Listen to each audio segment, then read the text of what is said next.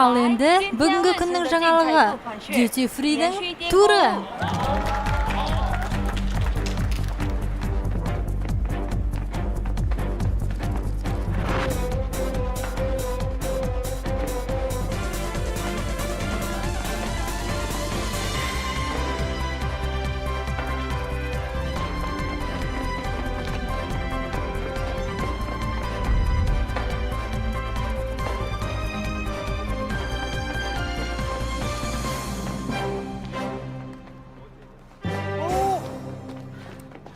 Не болып жатыр өзі?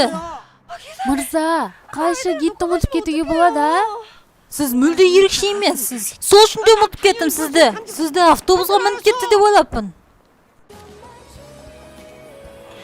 Енді сіздердің дүкен аралауға бос уақыттарыңыз бар. Және сатып алуға арналған арнайы сатып алу жарнама қағазын ұмытпаңыздар. Шамамен бүгін сатып алмайтын заттарыңызды белгілеп жүресіздер. Мен мұндамын.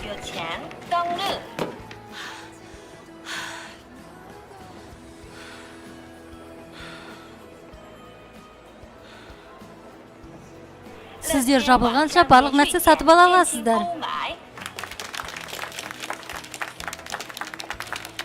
Бір сағаттан кейін дәл осы жерге қайта жиналамыз.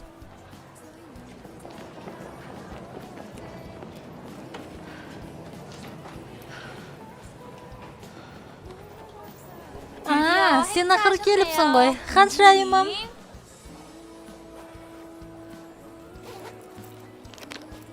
Ей, Ангонджу!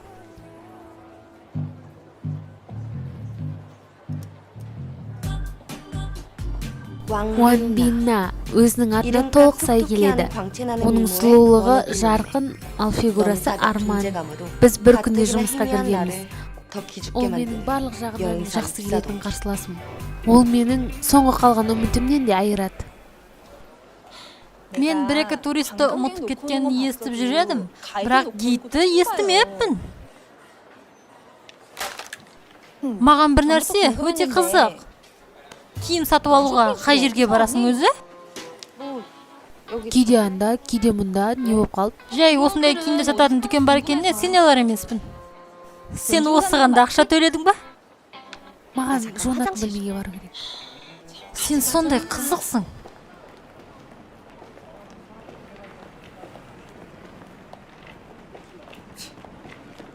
Киімді қайдан алатынына не шаруасы бар? Менде бәрі дұрыс.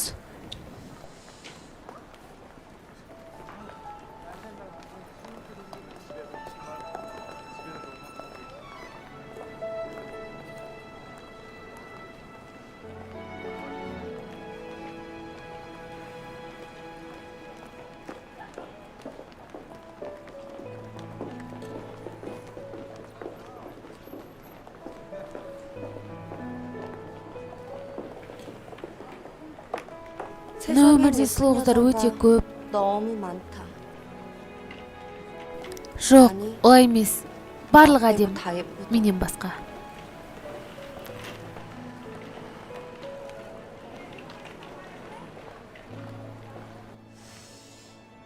БТГ. Бас кейіпкер. Дұрыс.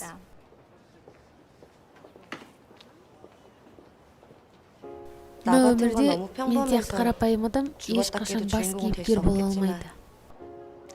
Бірақ мен өз өміріме ризамын. Барлық адам жарқырау үшін жаралмаған. Барлық адам комбина емес. Сенімділік. Жауап дұрыс. Егер өмірде бәрі оңай болғанда, Ой, кешіріңіз. Мен сізді байқамаппын. ештеңе етпейді. Бұндай жағдай жиі болып тұрады. Отырыңыз.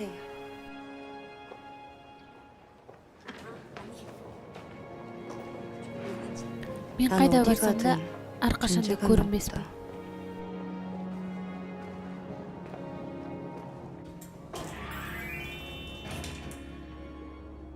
Барлық Duty Free'дің құпия ханшайым жасаушыларын тап. Сені трансформация күтуде. Тағы қандай трансформация? Біз робот емеспіз ғой. Сәлем.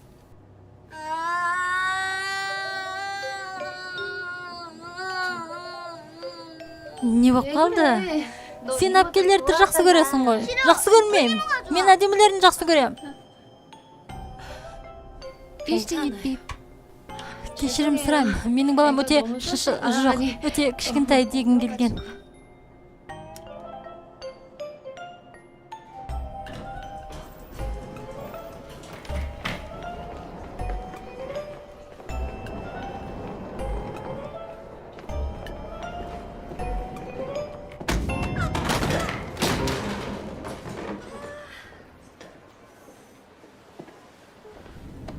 Бәрі жақсы ма?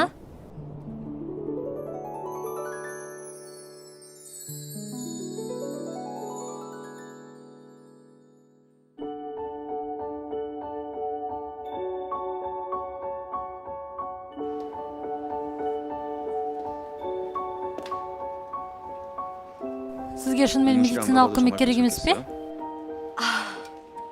Ештеңенің қажеті жоқ. Бұл жай ғана аздап жырылды ғой. Сізді ойындатқан болсам кешірім сұраймын. Жоқ, керісінше маған кешірім сұрау керек. Айтпақшы. Менімше, мынаны құлағымды түсіріп алдыңыз. Қаласаңыз өзіңіз алып қалсаңыз болады. Керемет ханшайым жасаушылар? Олар қазір өзіне жарнама жасап жатыр. Егер қаласаңыз, осыған анкета толтырсаңыз болады. Қызық естіледі. Неге өзіңіз қатыспайсыз? Немен ба? Жоқ, ешқашанда. Неге? Менде адамдарға мүмкіндік жоқ. Сұлу болғыңыз келмей ме? Бәрібір соңында сәтсіздікпен аяқталатын нәрсені бастап не керегі бар? Өзімнің әлсіз жағымды білуім, ол менің мықты жағым. Кешірім сұраймын. Қазір бірнеше минутта болам. Маған кету керек. Сосын үшін рахмет. Көп рахмет.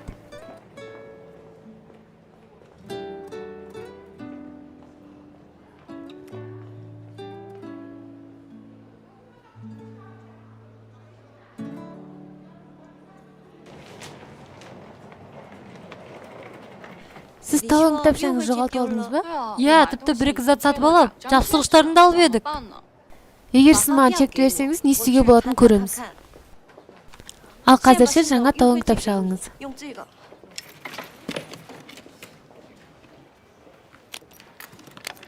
Не болып қалды? Мынау несі?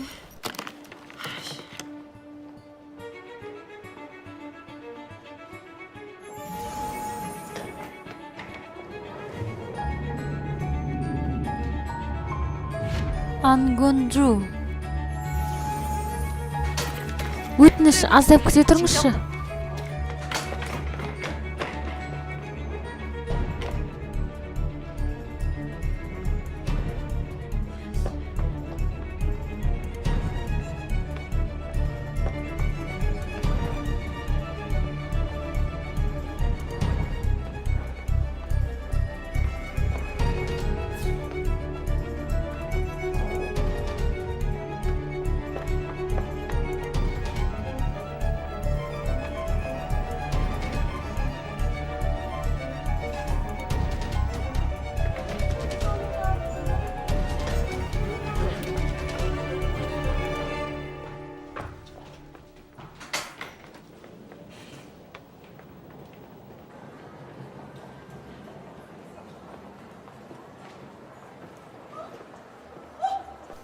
Тұра тұрыңыз.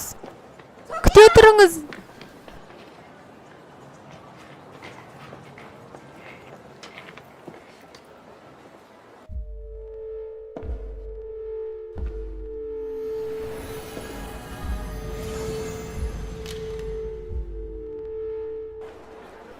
Не?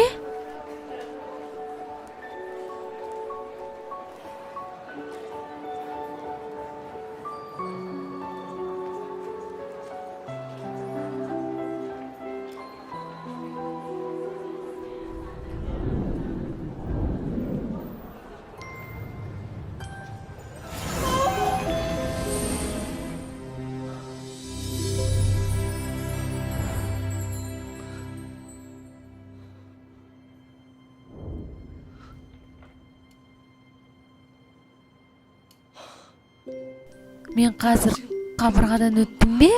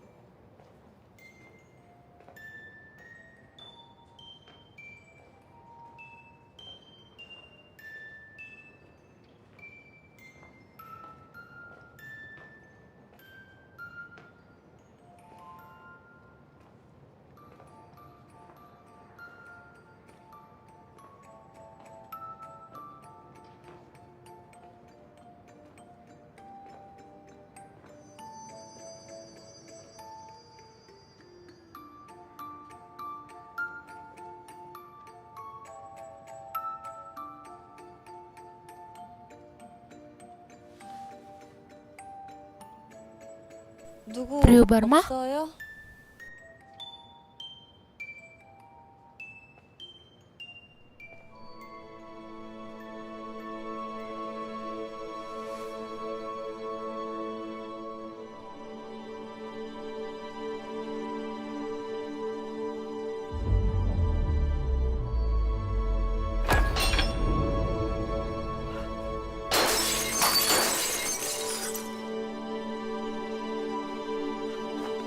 Жоқ, енді не істеймін? Бұл жерде не істеп жатсыз?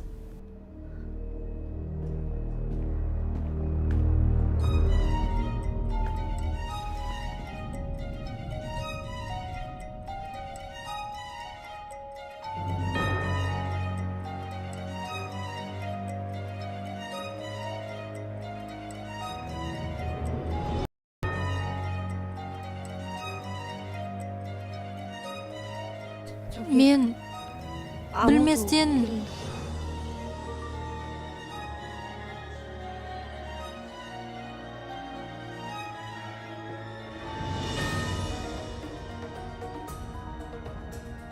Сіз не?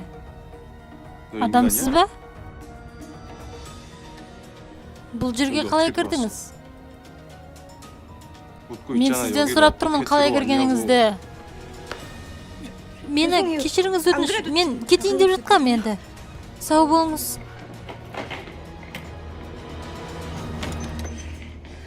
Ол не айтқысы келді? Маған адамсың ба деп?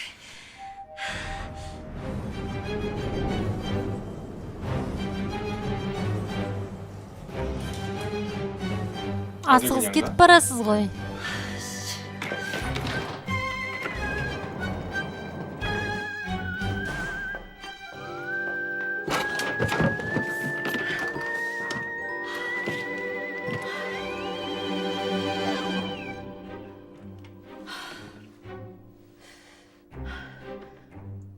Сіз қазір менімен ойнап тұрсыз ба?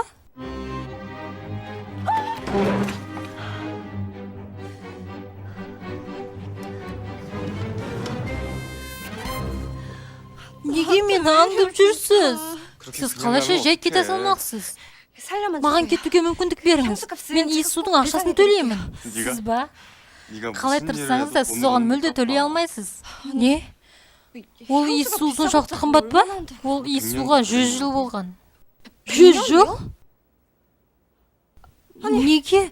Ондай бағалы зат мұнда тұр, мұражайда емес, а? Сіз шынымен де қайда екеніңізді білмейсіз бе? Әрине білмеймін.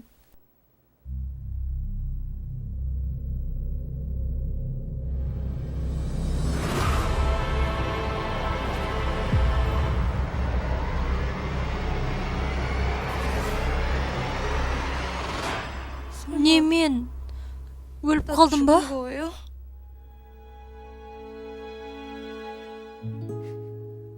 Солай секілді. Мен өлдім. Артымнан жүр.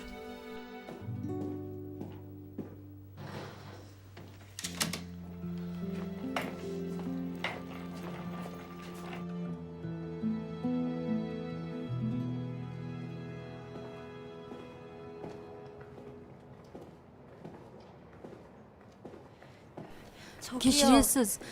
Іздеген адамыңыз менмін ба? Әлде мені басқа біреу деп ойлап қалдыңыздар ма?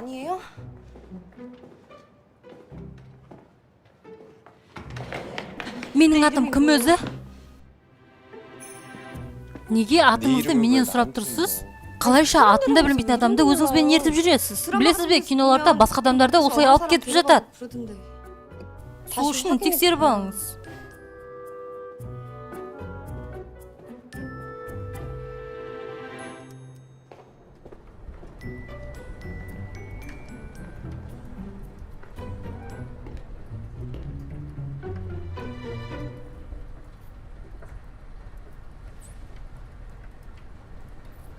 Неге тоқтап қалдыңыз?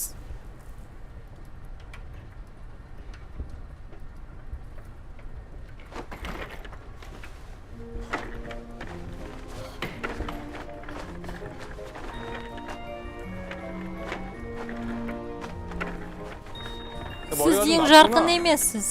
Осыны түсінген боларсыз. Тезірек болыңыз.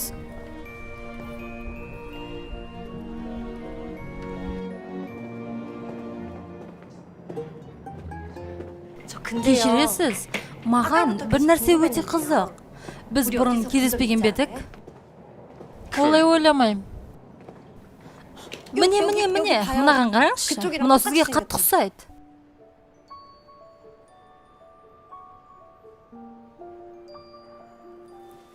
Күткенімдей, адамдар ақымақ. Неге сырт келбет адамның ішкі дүниесін бірдей қылады деп ойлайды? Себебі адам қалай болса, солай көрінеді. Тіпті адамдар жақсы адамсыз деп айтады, түріңіз әдемі болған үшін. Адамдарға бір-бірін салыстыру неге керек? Одан да жаман мансапқорлар бар. Сыртқы келбетті ең маңызды нәрсе деп есептейтін. Міне осы адамдар бізді кетуге мәжбүрлеген. Тұра тұрыңызшы. Сіз шынымен де өлім періштесісіз ба? Мен сұлулық хатшысымын.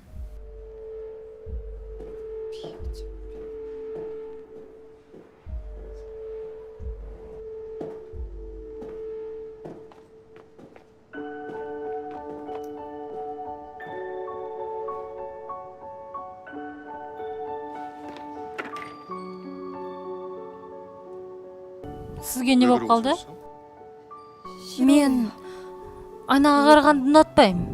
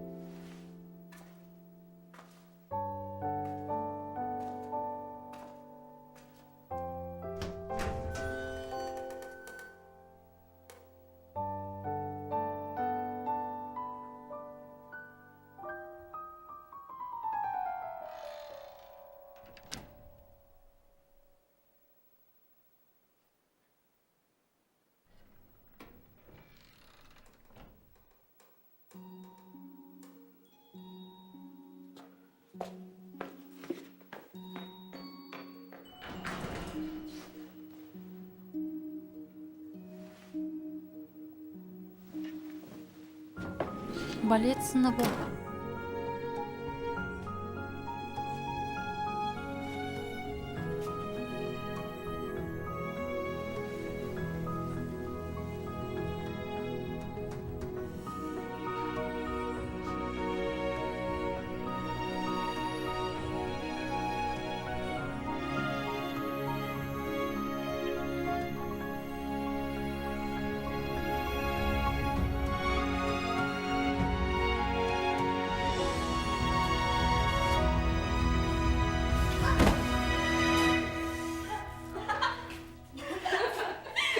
Құдайма, мынаусы несі тағы?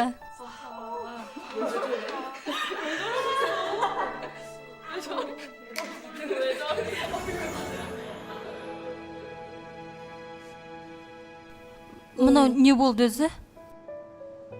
Мына айнаның әрбірі сіздің қатты есіңізге алғыңыз немесе ұмытқыңыз келген кездерді көрсетеді.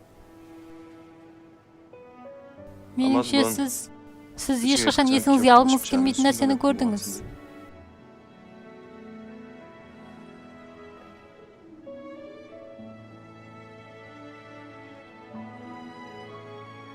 Әдетте адамдар айнаға сұлу болу үшін қарайды.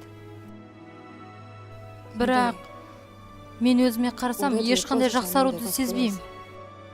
Қанша тырыссам да.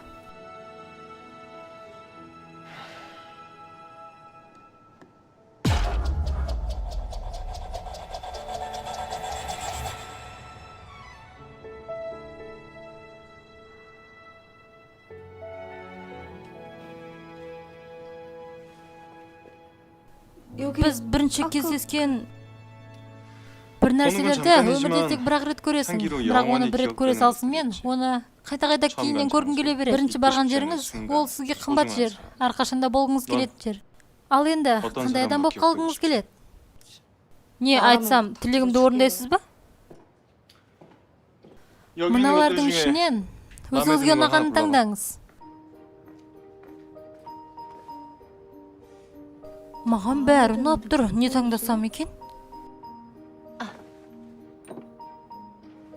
Мен ғашығымды тапқанда осыны сатып алғым келеді. Өзіңізге жігіт тапқыңыз келеді ма? Бұл керемет болушы еді, бірақ таңдаңыз, уақытым жоқ. Онда мынандай иіс бар ма? Ерекше, адамды басқаша әрі сұлу қылып жіберетін. Әрине бар. Онда мен соны таңдаймын. Оны жаңа сіз сындырдыңыз. Болуы мүмкін емес. Оның дайындалуына 100 жылдан көп уақыт кетеді.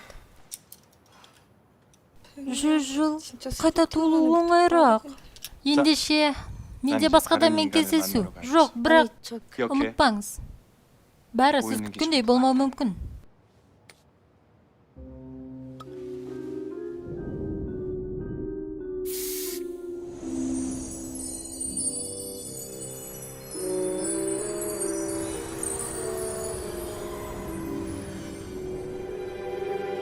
Сен мұнда не істеп отырсың? Мен сені дәретханада құлап қалдым десем? Неге қоңырауларға жауап бермейсің? Немене, мынау түс болды ма?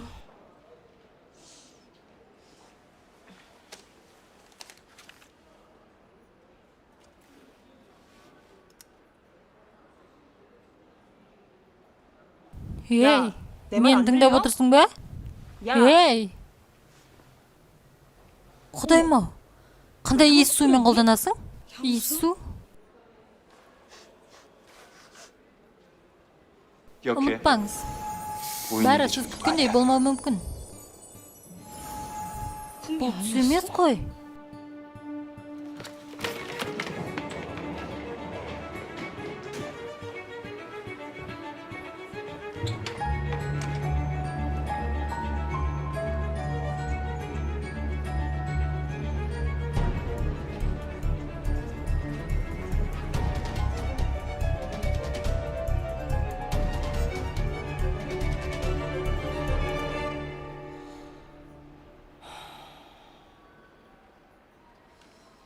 Түрінен қарасаң жай қабырға. Қызық, мен қалай өтіп кеттім екен?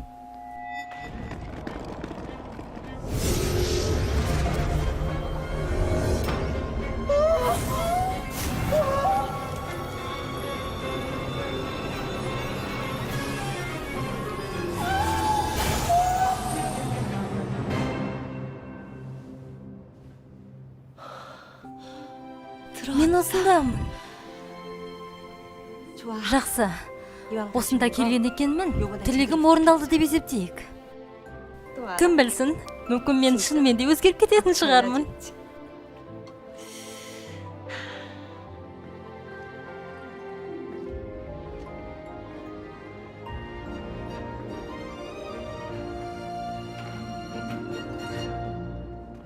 Мұнда біреу бар ма? Бір нәрсе іздедіңіз ба? Неге бұлай қарап тұрсыз? Бір түрлі екен. Кешірім сұраймын. Өтініш, бір нәрсе сұрасам, сіз шын адамсыз ба? Сіз бірінші рет емессіз ғой мұнда, солай ма? Сіз де сұлулық хатшысыз ба? Тасқанда қуаныштымын. Мен қарсымын. Сіз басыңыздан аяғыңызға шейін өзгергіңіз келеді. Мен қарсымын. Қалай білдіңіз? Мен бұл жерде 1000 жылдан бері өмір сүрем. Бірінші рет кездесіп тұрған жоқпын сіз секілді адамдармен. Бір қарағанның өзі жеткілікті түсіну үшін. Мен сізді адамдарға көмектеседі деп ойлаппын. Мен жай хатшы емеспін, түсінікті ма? Сөзіңізді аяқтасаңыз, кетсеңіз болады. Жарайды. Айтпақшы, сіз осындай жүкпен жүрген адамды кездестірмедіңіз бе? Біз чемодандарымызды ауыстырып алдық. Ендесе оны таба алмай жүрмін. Егер бір нәрсе іздеп жүрсеңіз, табылған заттар орнына барыңыз. Табылған заттар? Ол жерге қалай барсам болады? Бұл нағылған жер өзі баспалдықтан түсіп келе жатып та таба алмайтын.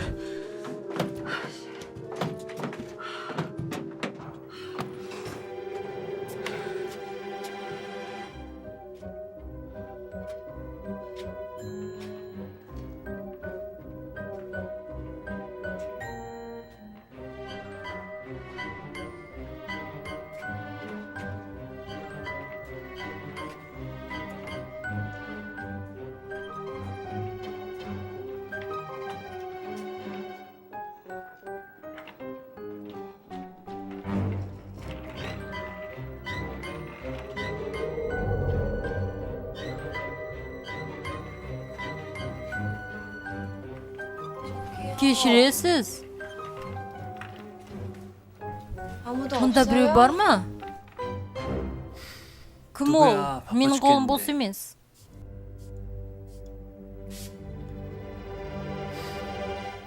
Хей, сіз жаңа ақпарат үстелінің алдында отырдыңыз ғой. Сізге не керек? Сіз айттыңыз ғой, осында кел деп. Мен ба?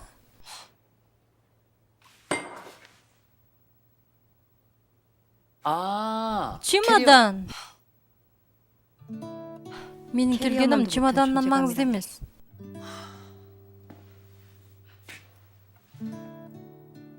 Неге тұрсыз? Артымнан жүріңіз.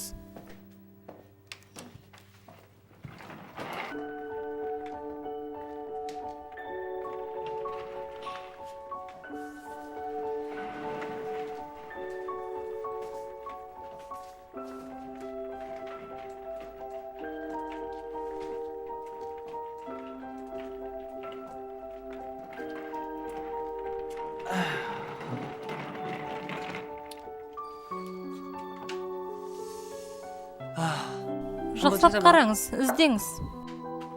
Мен ба? Көріп тұрғаныңыздай бізде жұмыс қолы жетіспейді. Аздап болса да көмектессеңіз риза боламыз. Иә, әрине. Шүлдеген адам құдығын өзі қазу керек.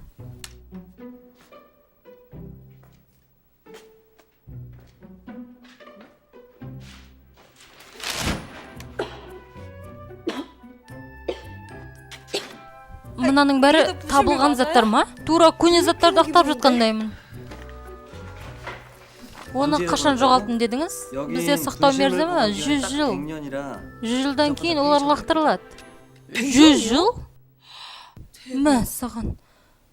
Ал жақында келген не нәрсе бар? Алдыңызда қалпақ қорап, абайлаңыз.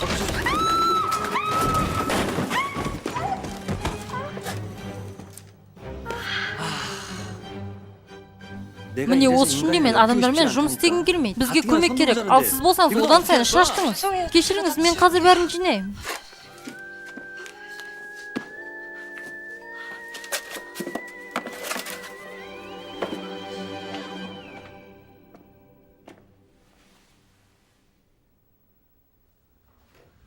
Мынаны алып өзіңізді қалпыңызға келтіріңіз.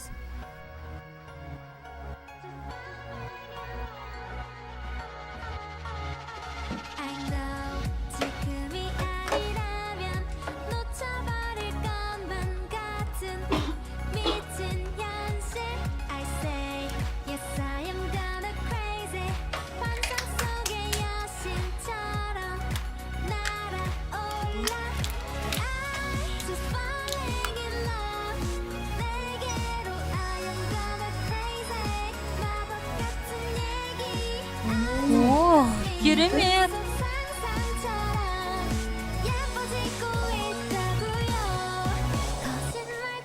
Мен көзіме көрген киімге ауыстыра салдым.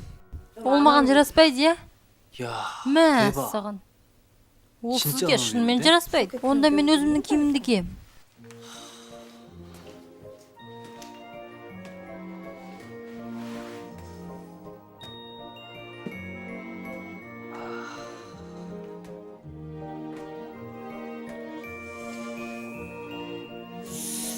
Мәселе 옷이 көйлекте деп 문제가 ойламаймын. 저도 알고 Білем, 있거든요. сонда айту керек па? 몰랐는데. Білесіз бе? Одан да өзімнің көйлегімді киіп келем.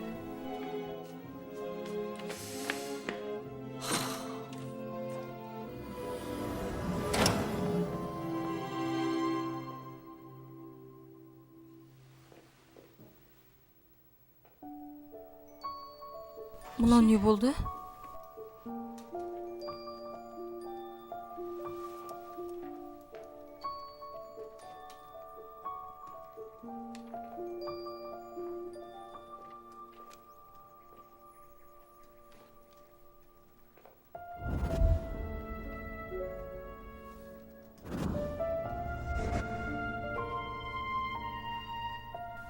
Иә, мына менің мектептегі орным ғой.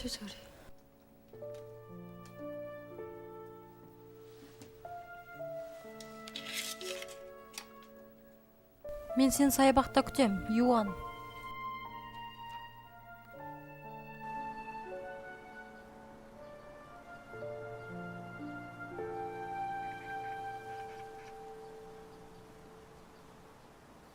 갑자기 Менен бұны күтпеген бе едің?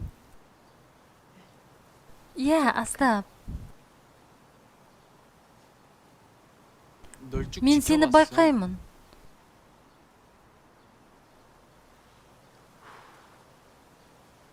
좋아해. Сен ұнайсың. Маған.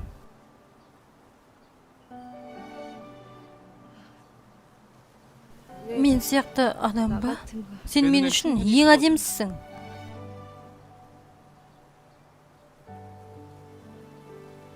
저기 Сен менің қызым боласың ба?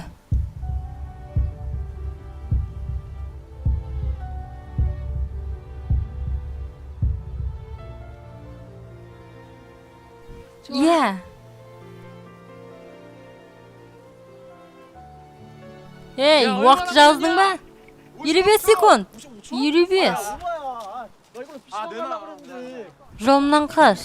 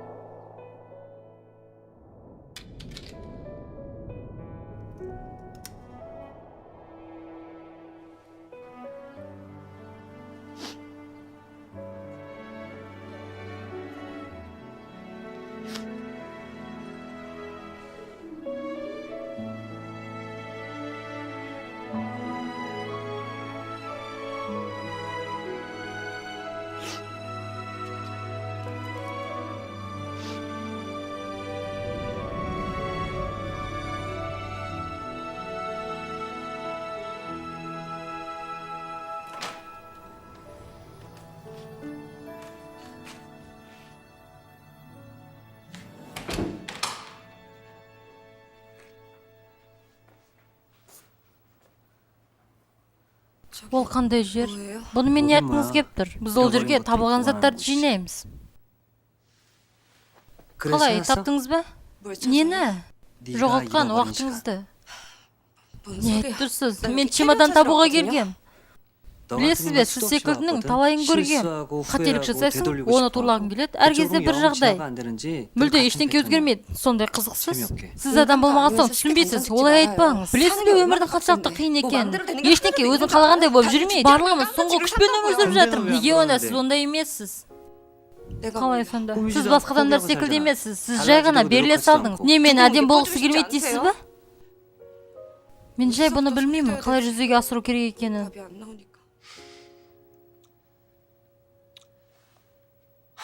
Жарайды. Сіздің тілегіңізді орындаймын. Кеттік. Бірінші мынаны алып тастаймыз. Жаман емес. Қане қарайық.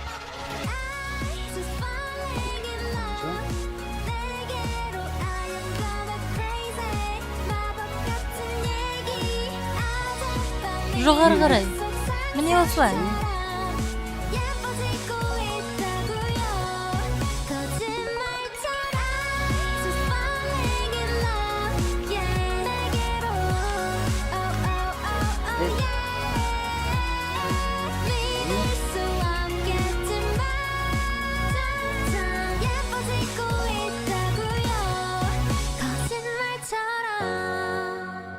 Әдеттегіден қиынырақ болды, бірақ жаман емес. Қане, қараңыз.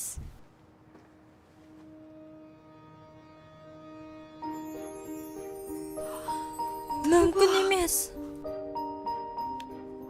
Мынау шынымен де менмін ба? Адамдарға әрқашан дәлел керек. Не, өзіңізді шымшып жатырсыз ба?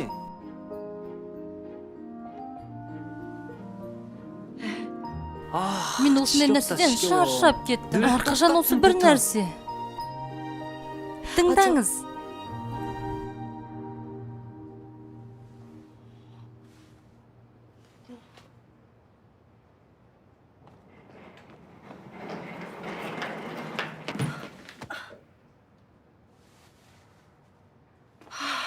저기도 없네. Ол кетіп қалыпты. Алғыс білдіргім келген еді. Мынау не өзі? Не болып қалды?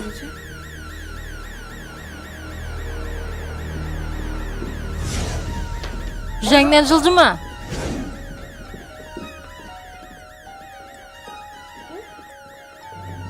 Мен? Не болып жатыр өзі? Не болып жатыр? Неге олар мені қуып жатыр? Мен ештеңе істемедім ғой.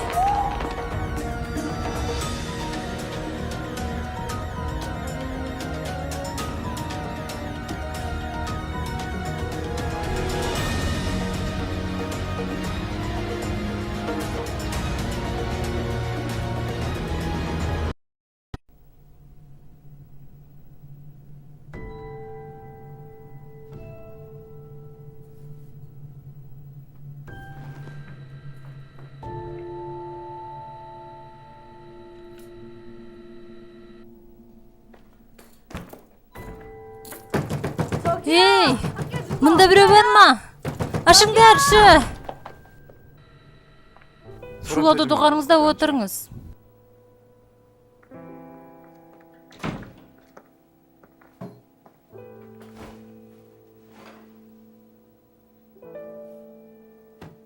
Атыңыз.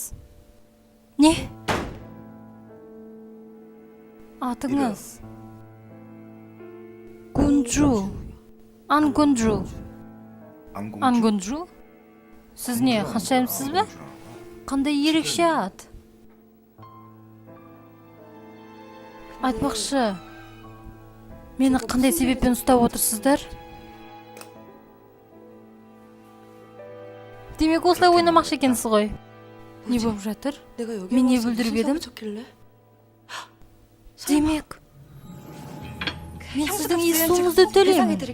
Естесеңіз де оған төлей алмайсыз. Оған 100 жыл болған. Маған оралудың қажеті жоқ еді. Мен естуді төлеп болмағанша осы жерде ұстайды ма? Мүмкіндік бар да, бәрін мойындаңыз.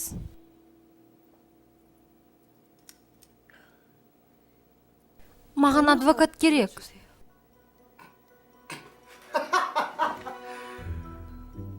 Меніңше сіз білмейтін секілдісіз, ол жақтың заңының бұл жерге жүрмейтінін. Бұл жерде қазір сізге айып тағылып жатыр. Айып тағылып жатыр? Ал шешімді кім шығарады? Әрине шеберлер. Шебер?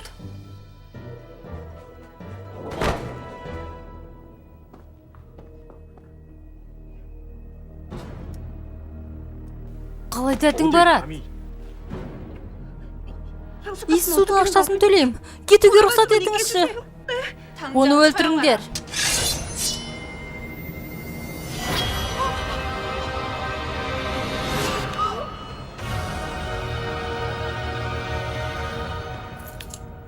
өтініш, маған көмектесіңіз. Не айтсаңыз да орындаймын. Бұны сізге ертерек ойлау керек еді. Жақсы, ұрлаған тақыншақтарды қайда құрттыңыз? Сіз бағалы заттарды ұрладың деп тұрсыз ба? Сіз ойнап тұрсыз ба? Мен жай иіс суды сындырдым, басқа ештеңе істемедім. Мен ешқандай бағалы зат ұрламадым, сеніңізші өтініш. Қане тексерейік. Өтірік башым ба? Тұрыңыз. Жақсы. Қане тексерейік.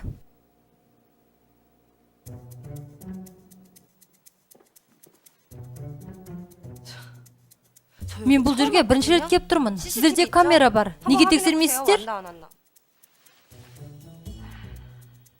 Бұл тура камера жұмыс істемей тұрған уақытта болған. Болуы мүмкін емес. Сіз тура камералардың жөндеу уақытында пайда болдыңыз. Бұл не болуы мүмкін? Сіз бәрін алдын ала ұйымдастырғансыз. Сіздерде ешқандай дәлел жоқ, олардың бәрі істемей тұрған болса. Бұны сізге кім айтты? Мына камера ұрлық болған күнді түсірген. Сіз бағытыңызды өзгертіп, сосын ұрлық ұйымдастырғансыз. Әлі де мойындағыңыз келмейді ме? Мен бұл жерге 2 рет келдім. Себебі чемоданымды басқа бір өтірікпен алмастырып алдым. Демек, ұрлаған затты сол чемоданға салғансыз.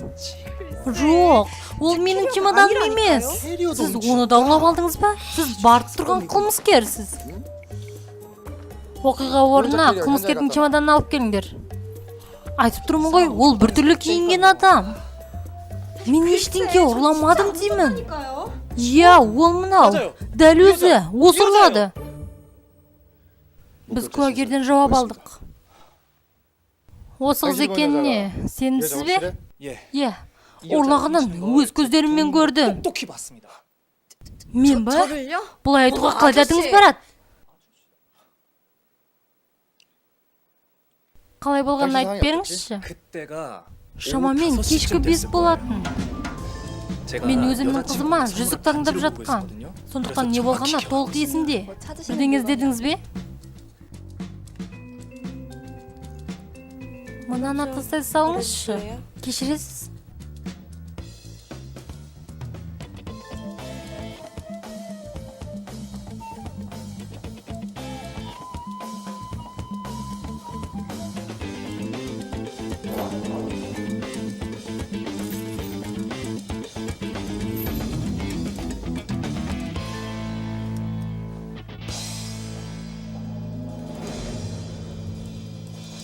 Міне, осылай болды.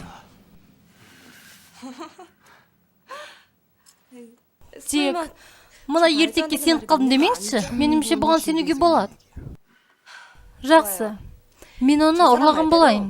Солай бола салсын. Сіз мойындап тұрсыз ба? Баста осылай істеу керек еді. Ұрланған зат қайда онда? Қайда? Қайда кеткен өзі? Ауаға ұшып кеткен бе? Есімде. Ол оны чемоданға салған.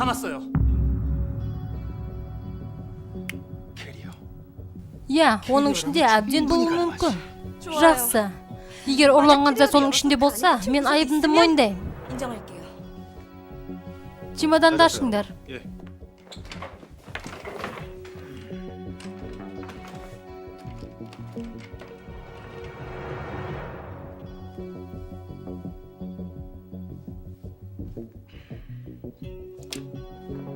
Сырманың клубы.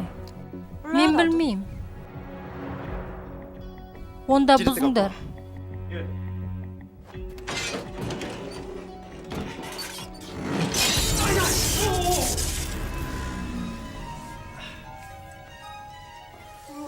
Абай болыңдар. Демек, бұны қайдан ұрлап алдыңыз? Мен оны ұрламадым. Айтқанымдай біреудің чемоданын қателесіп алып кеттім. Соны ауыстырып алуға келгем. Мына чемодан шебердікі. Маған сусын алып берген жігіт. Шебер ма?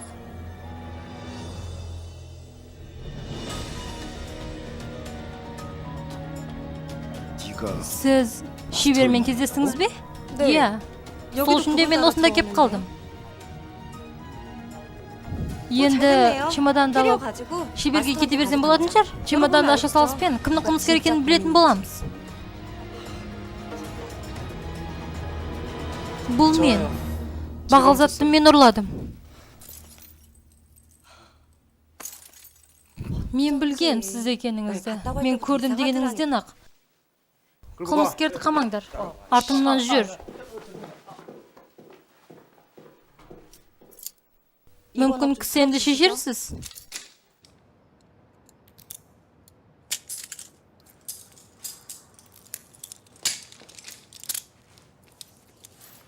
Сіз енді қайтасыз ба? Әрине. Мен бұл жерде қалғым келмейді. Сіз ұрлағаныңызды қайтаруыңыз керек. Тағы бастадыңыз ба? Менің жүрегім. Бұнас нес? Неге ол бірден өзгеріп кетті? Мен бұрын бұндай қызды кездестірмеппін. Сіз менікі болуыңыз керек. Мен сізді қобалжытып жібердім ба? Бұл нағылған әзіліңіз?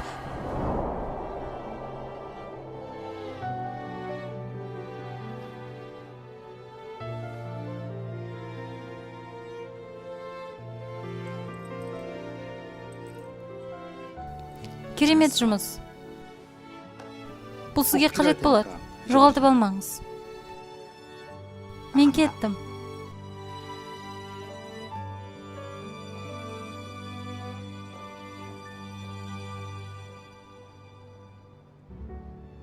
Айтпақшы, чемодан. Ал мен шеберді қалай табам? Тұра тұрғызшы. Айтып жүріңізші.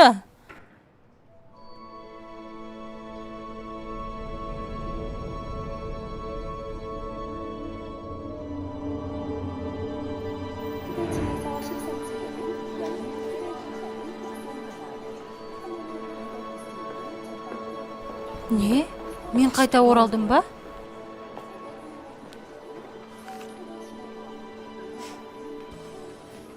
Мен осы уақытқа дейін не істеп жүрсің деп ойласам?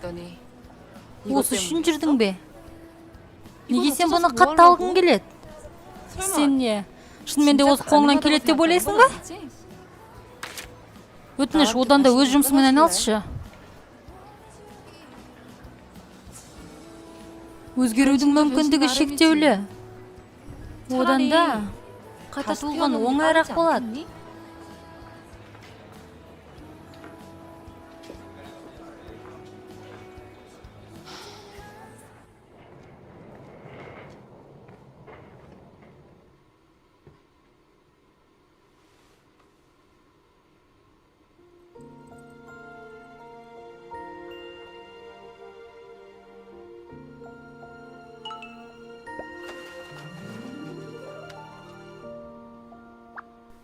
Тыңдаңдар. Біздің Гүмжи сайыста қатысатын болды. Не? Шынымен ба? Сен алар емеспін. Оны тоқтатуымыз керек. Онымен жұмыс істейтініңізді ешкімге айтпаңдар.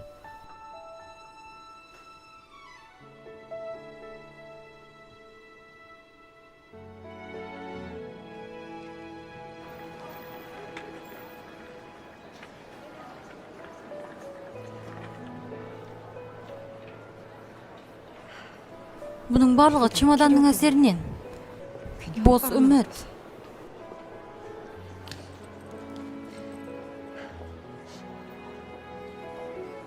Өзіңе ел Ангынжу. Тіпті ойлаушы да болма.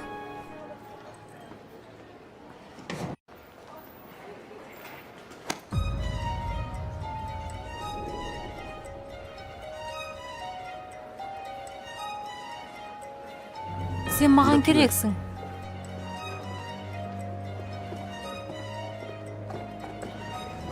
Тұра тұрыңызшы. Сіз неге олай істейсіз? Сен дәл қазір менімен кетуің керек. Барғым келмейді. Мен жайыма қалдырыңыз. Айтып тұрмын ғой. Сен маған керексің.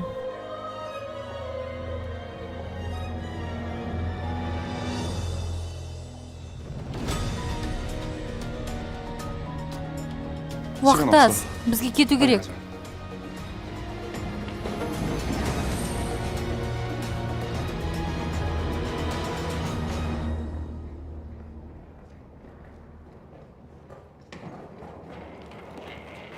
жерге не болды? Bir нәрсе болып қалды ма? Не болып қалды?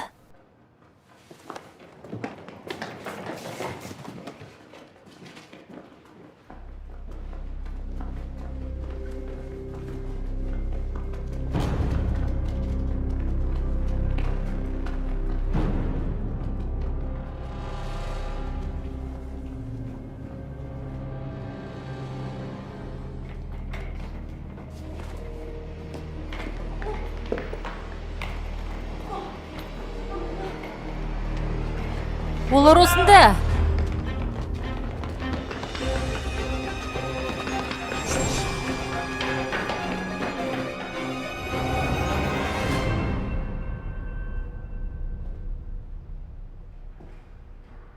Олар кім еді? Қараңғылықтың елшілері. Бізді олардан қорғайтын қабырғамыз бұзыла бастады. Неге? Біз көмектесіп жатқан адамдар бізге күмәнданса, біз күшімізді жоғалтамыз. Демек, бұл жердің өзгеруінде менің күнәм бар ма? Сол үшін де сен маған керексің. Кеттік.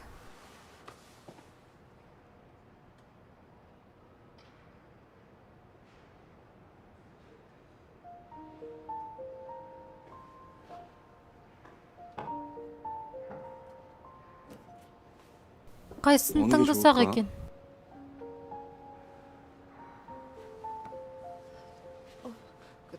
Бұндай аяқ киімге менің аяғым тым жаман.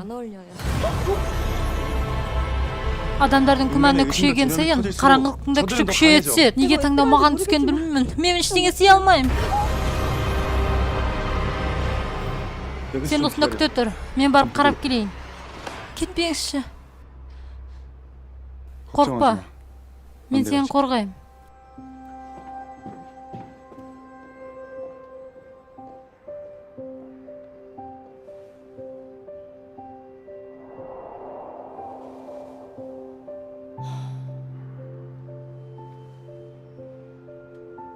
Онымен бәрі жақсы ма екен? Сен маған керексің. Мен сені қорғаймын. Дұрыс. Мен оған керекпін. Құрғылы отырып күтуге болмайды. Bir нәрсе жасау керек.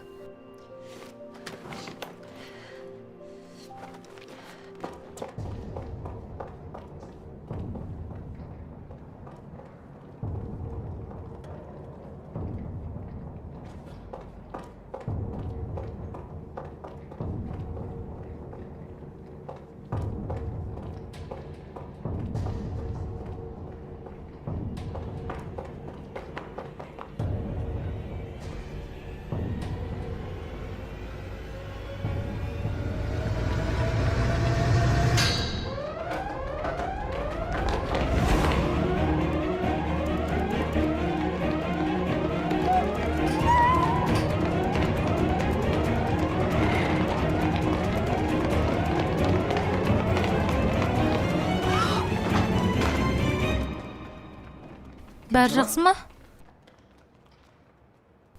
Мен ойымдадым ғой.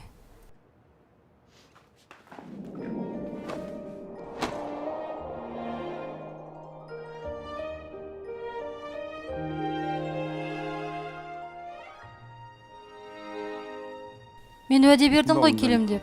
Саған жай күту керек болатын. Кешіріңіз. Мен жай көргеніме қуаныштымын.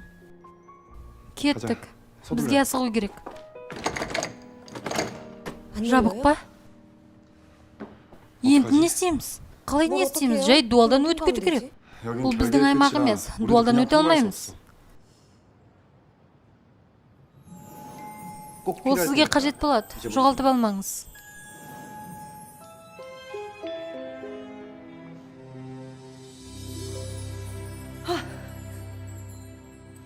Мынау көмектесе алады ма?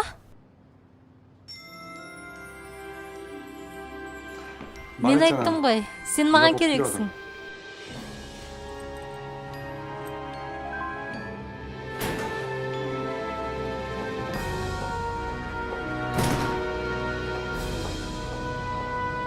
Енді бәрі бітті ма? Жоқ. Бізге шебердің чемоданын ашу керек. Мынау ма? Мен оның кодын білмеймін. Тек сен ғана оны аша аласың. Не істесем екен? Кілет.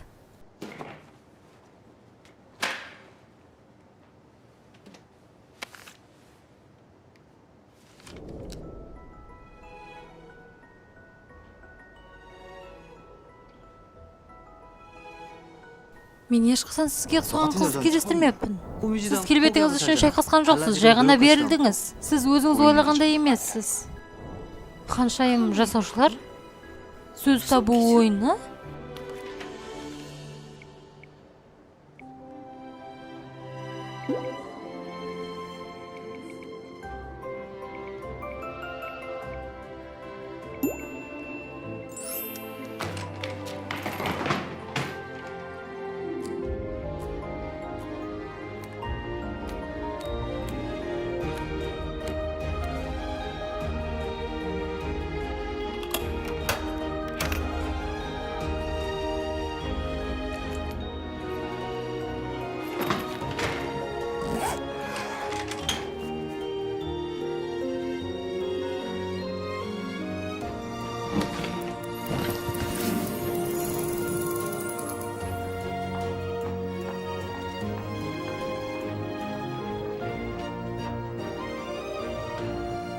Бұл қай жер?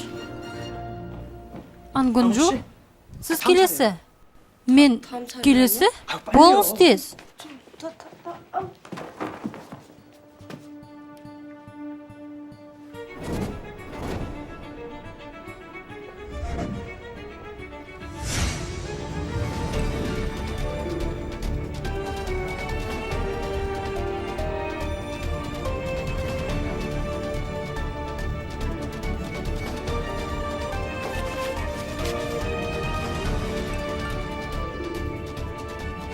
О, жоқ. Бұл түс болсын өтініш. Джо, е? Қызық, сіз қатысу себебіңізді әріп ретінде белгілеп қойыпсыз.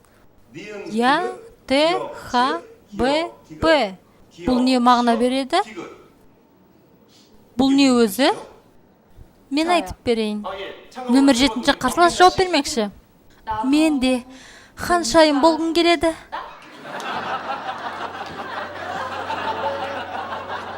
Өте жақсы. Ангонжу ханым макияжы жоқ бетін өзіне мақтан тұтады. Қане, мынаған қарайық.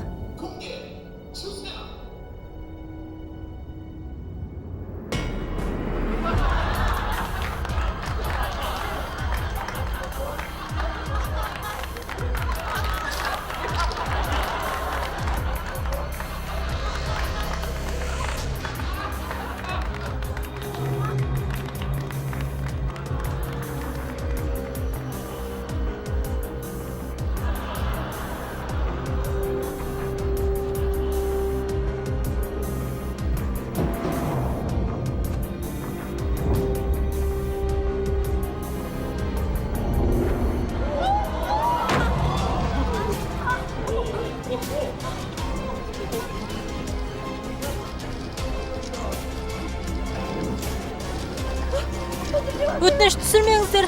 Өтініш түсірмеңіздерші. Түсірмеңіздер.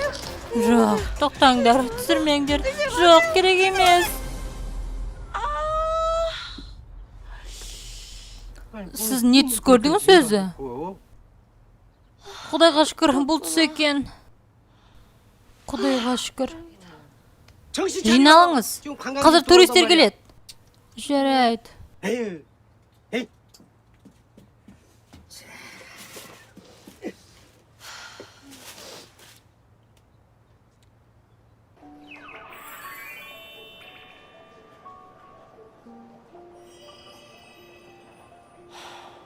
Шынымен де бұның бәрі түс болды ма?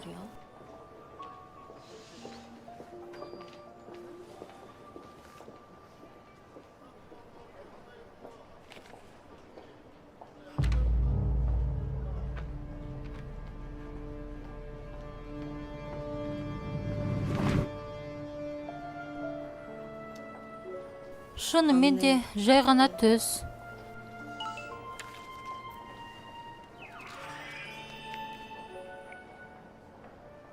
Сіздің қаншайымдар конкурсына қатысам деген сұранысыңыз қабылданды.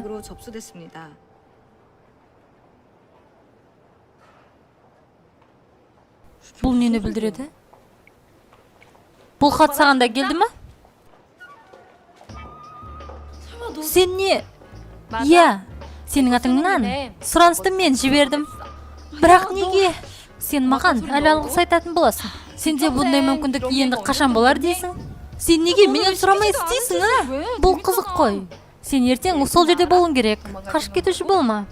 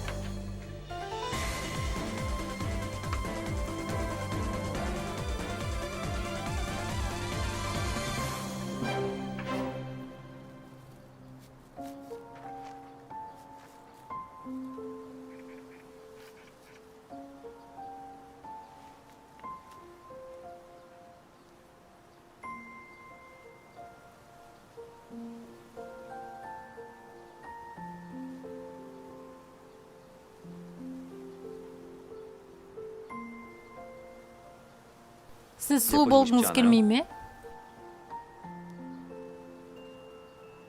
Есіңізде болсын. Барлығы сіз ойлағандай болмауы мүмкін.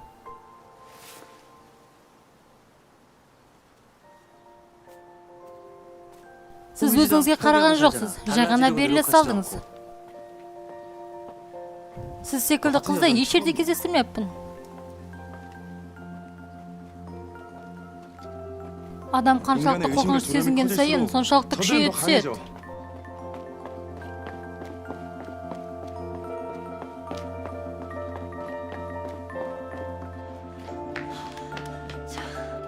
Кешірім өтінем. Маған тез-тез макияж жасап жібересіз бе? Әрине, отырыңыз. Рахмет.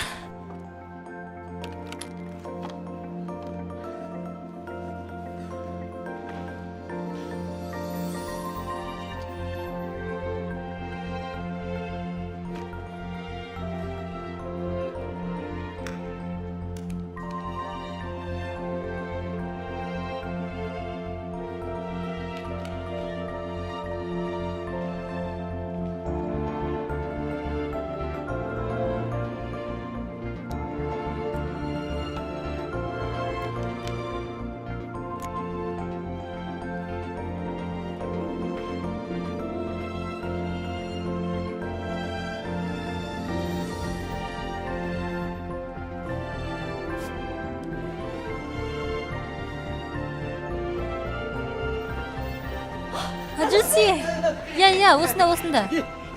Мен сіздің жұмыс киіміңізді ғана алып келдім. Мына үстіңіздегіден қарағанда жақсырақ. Көп рахмет. Рахмет сізге.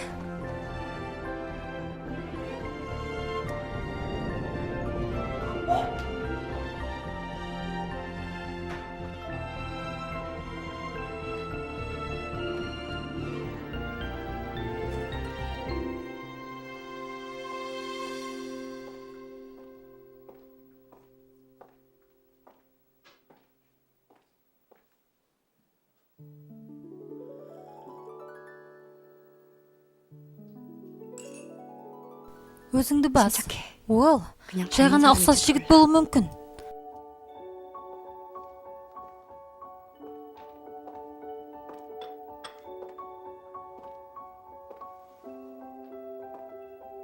Саяхатыңыз қалай өтіп жатыр? Бұл мүмкін емес. Сіз шеберсіз ғой, солай ма? Демек, бұның барлығы түс емес пе? Мен шынымен де кездестірдім бе?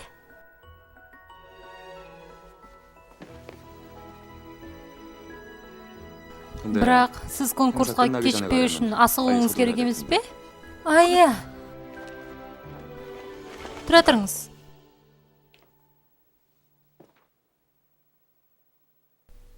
Күте тұрыңыз.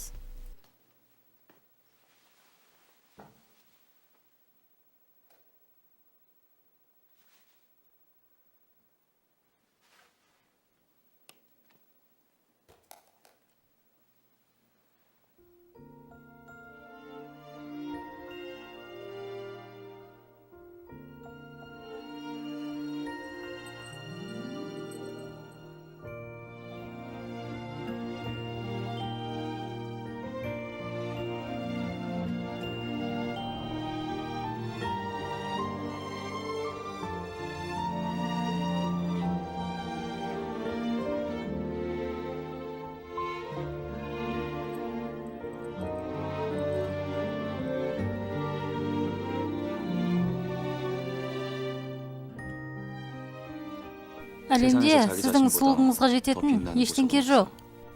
Барлық күмәнді тастап, өзіңізге сеніңіз.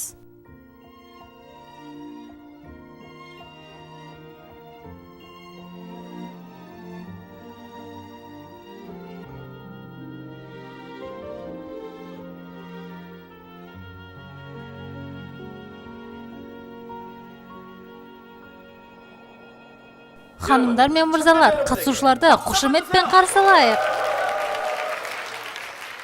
Енді барлық қатысушылар бастауға дайын ба? Иә. Тұра тұрыңыздар.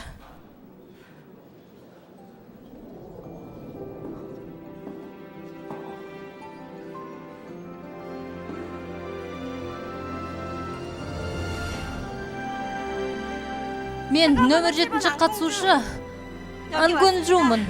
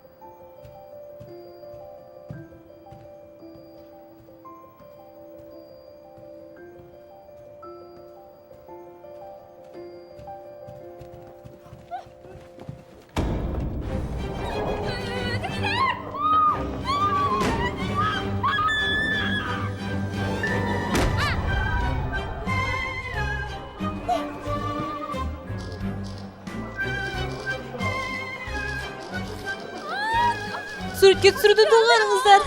Қажет емес. Түсірмеңіздер.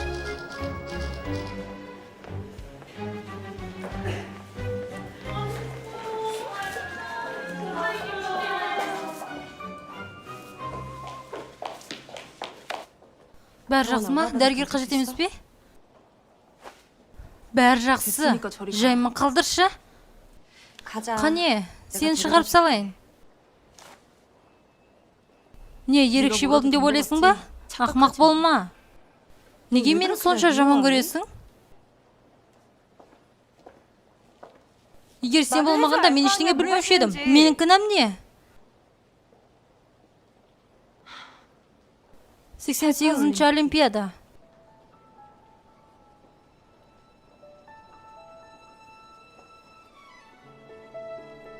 Мені мектепте осылай атаған. Себебі мен 88 килограмм болғанмын.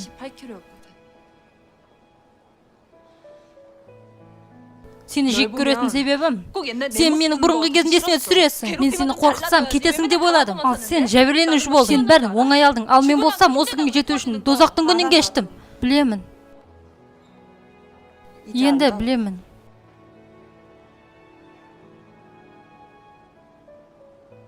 Иә, солай айтуға болады. Бірақ білмеймін сенімен не болғанын.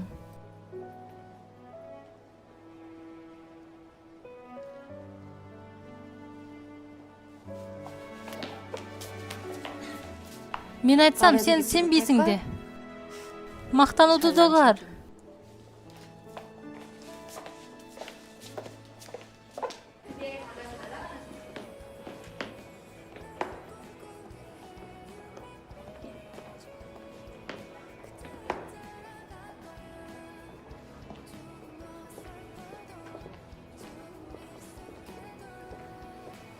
Ангонджу?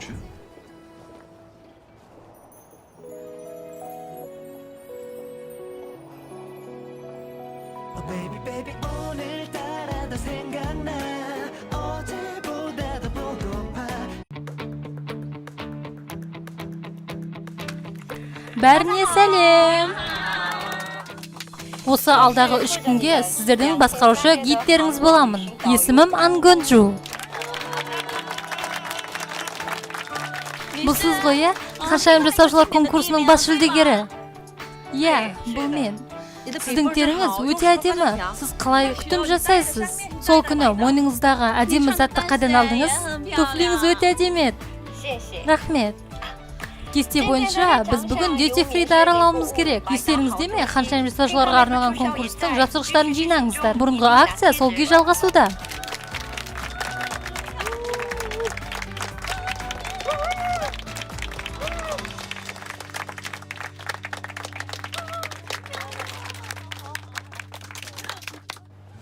Ал қазір барлығы саудаға кірісуіне болады. Дәл осы жерде 1 сағаттан кейін кездесеміз.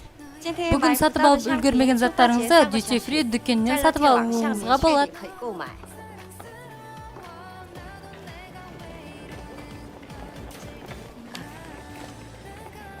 Саудадан кейін аздап уақыт қалады. Сол уақытта мына жерге барыңыз. Кім білсін, мүмкін сыйқыр пайда болар.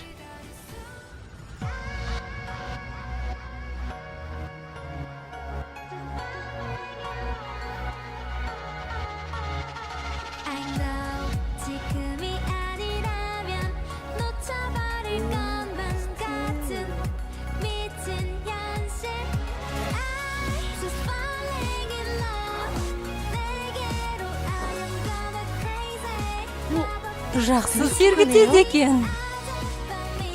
Мына сөмкенің моделі өте танымал. Өте сүйкімді көрінеді. Бұның дизайны маған ұнады. Директор осында.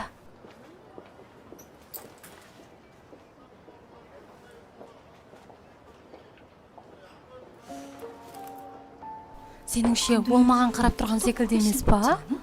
Ей, есіңді жина, ол саған не деп қарайды?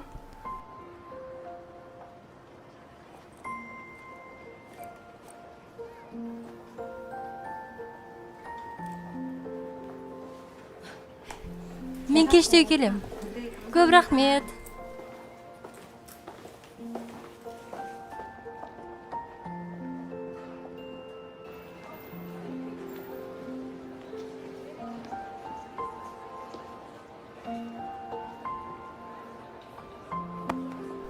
Жайыңыздан қимылдамаңыз.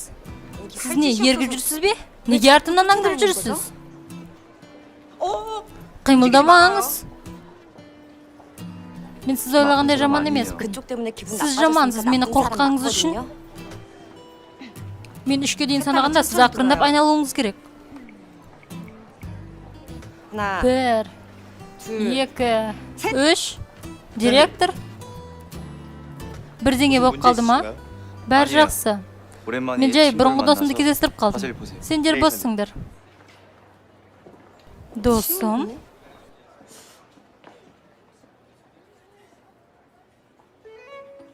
Сехун? Бұл сенсің ғой? Көп уақыт өтіп кетті. Сен шынымен де мен білген Сехунсың ба? Мен де баста танымадым. Мен күмәнданып қалдым. Сен 2 күннің ішінде қатты өзгеріп кеткен соң. Не? Біз кездесіп педік? Есіңде жоқ па? Біз экскаватордан кейін соғысты қысып, чемоданды ауыстырып алдық. Мен? Сен? Иә. Демек, мен соғысқан адам?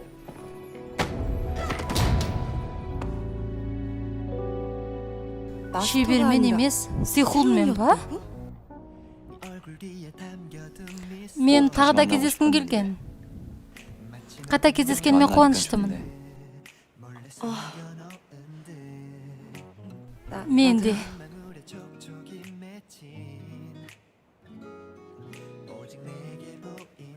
Шынымды айтсам,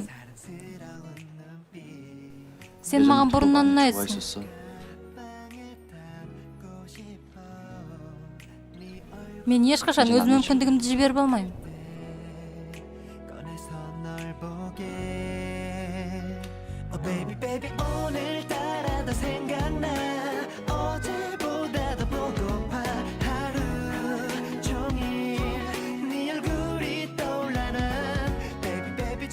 Демек, шебердің негізгі ойы осы болған ба? Екеумізді қосқысы келді ма? Көп рахмет, шебер. Біздің чемоданымызды ауыстырып жібергеніңіз үшін.